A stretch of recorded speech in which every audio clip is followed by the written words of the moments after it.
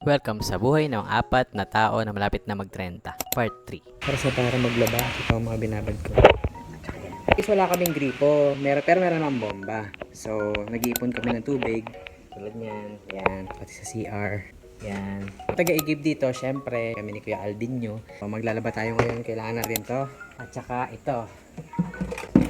Saka ito, mahalaga to. Para hindi tayo mangalit yung puwit natin, tsaka yung mga arthritis natin. Uy! Ito ba yun? May coke ka mismo.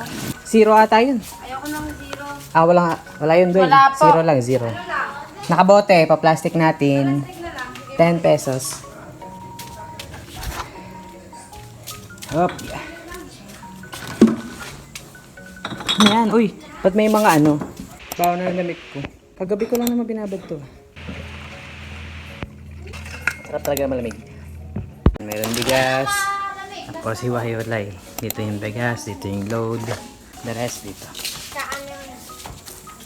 Ayan, maglalaba tayo. Kasi ko to, wala pang 30 minutes. Siyempre, habang naglalaba tayo, may istorbo, may bumibili. Ano be? Ano yun? Turo mo. At andyan na mga lumabas. Hello! Hello! At nakagala na naman ang batang maliit. Ay, wala kang gilas.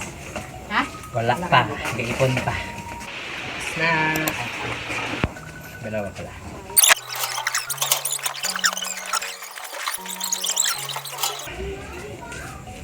Swagger down the street with your red lips and funky beat. You better hold your head up to the sky. I'm gonna roll with you till the day I die. Abang lang ako sa bomba. Wala pang kalating oras. Tira nyo lang ako isang manox. Una na kayo. Ako'y magbabanlaw pa. Yan nga pala itsura paggabi.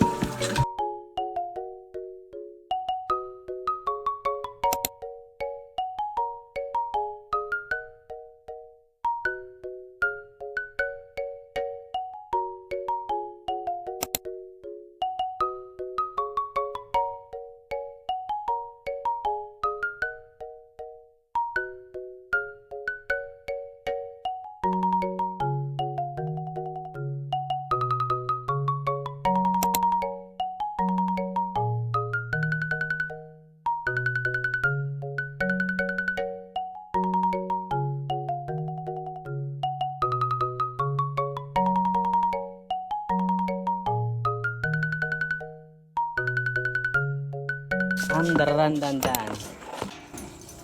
Thank you. Ano na nangyayari dyan?